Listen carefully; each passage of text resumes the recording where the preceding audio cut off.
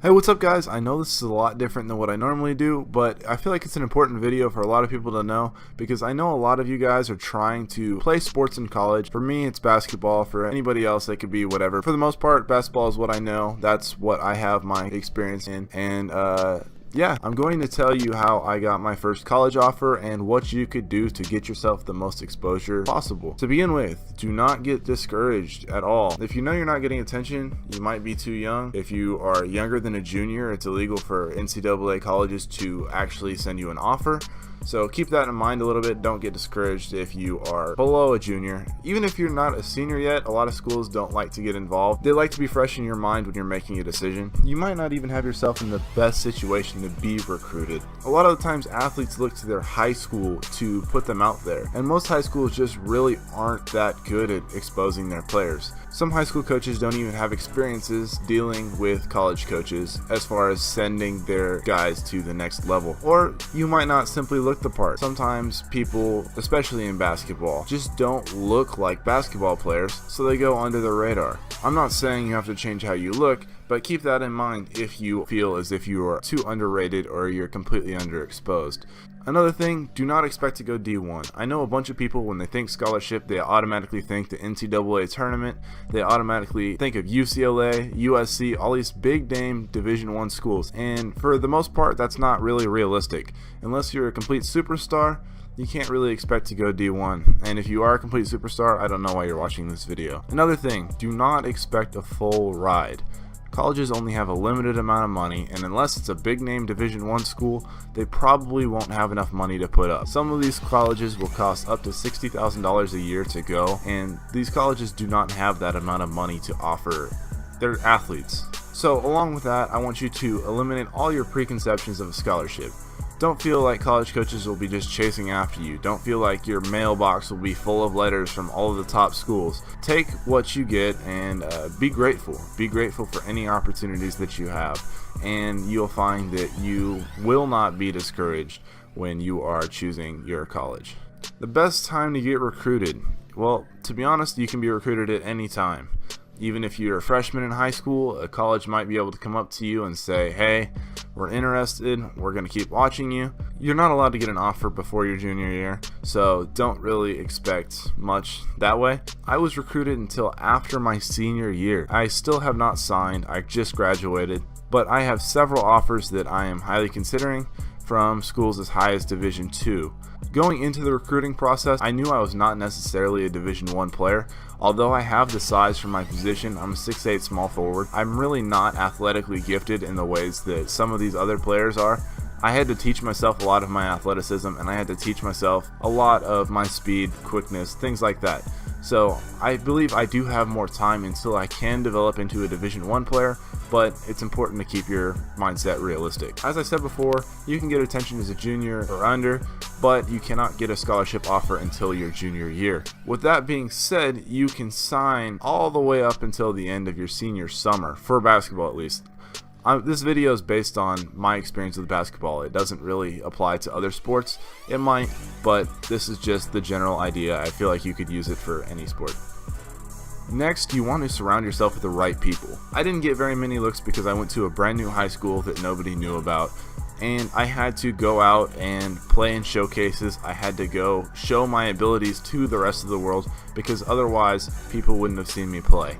I was able to link up with the correct people who were able to put me in front of as many different colleges as possible. That way I could find the one that's right for me. Where to be recruited? To be honest, if you have the ability to watch this video, you can be recruited. But to begin with, do not pay anyone to save you money.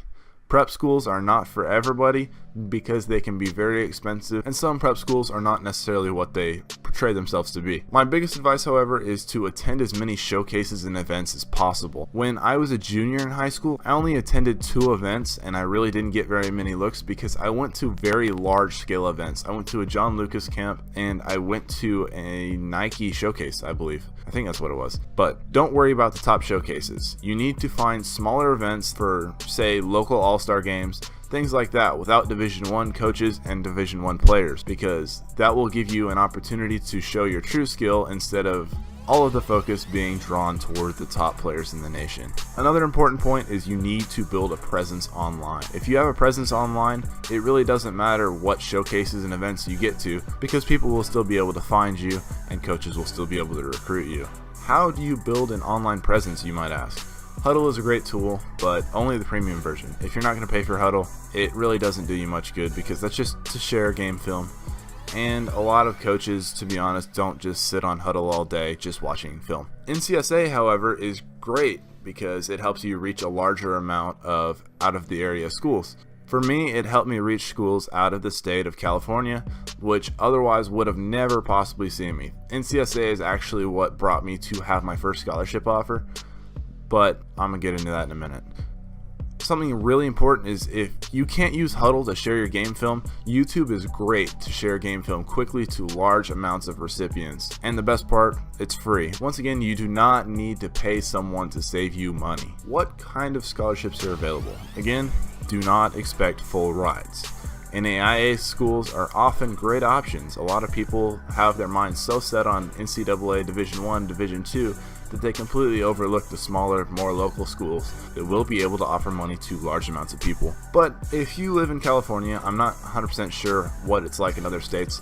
Junior colleges cannot offer scholarships. That's any school that only offers a 2-year degree. Some places call them community colleges, some places call them city colleges. To generalize them all, I'm going to call them a junior college. They can give you extra years of eligibility and experience. If you want a redshirt at a junior college, yes, it's going to cost you a little bit of extra money, but it might be able to let you develop into the kind of player that you want to be, and then transfer out after a couple years into your dream school, that Division I school that you're shooting for. I know you have it rammed down your throat the entire time you're younger, how important your grades are, but really, when it comes to scholarships, athletic and academic scholarships can stack. So imagine a coach is recruiting you and wants to offer you a $10,000 scholarship to a $30,000 school. He will be able to boost that number if you have the grades for him to do so.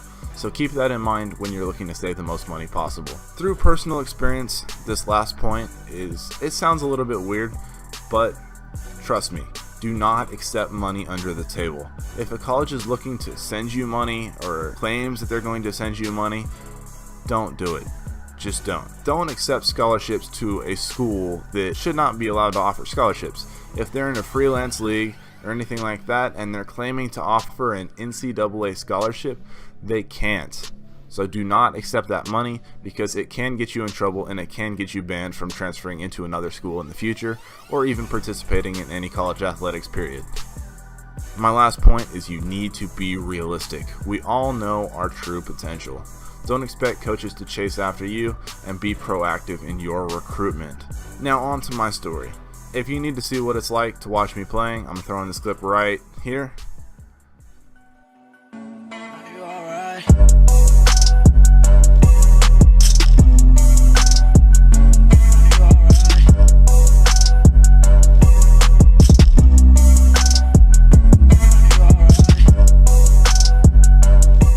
Shout out to Blzrd for recording that event. That's one of the few events that I've been to that they've been there. I know it wasn't that long, it didn't show that much, but I was unable to get a hold of some of the other clips from the event. Coming into high school, I'd never played basketball before in my life.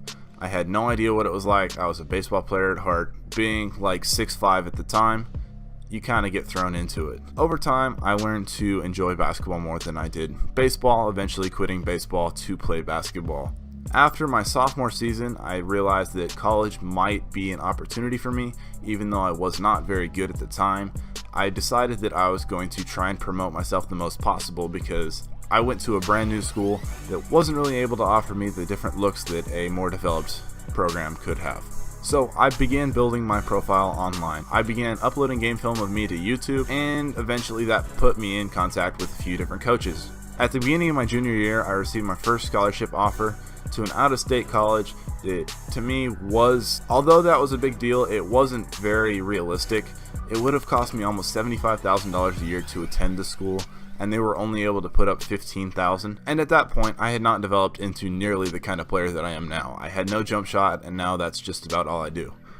As my junior year went on, I began to put myself in contact with a bunch of different people who had access to these different coaches that my high school did not have. I began to play in showcases, I began to play AAU, and I finally was able to sell myself to a larger amount of schools. I began to get recruited by some junior colleges and a couple NAIAs.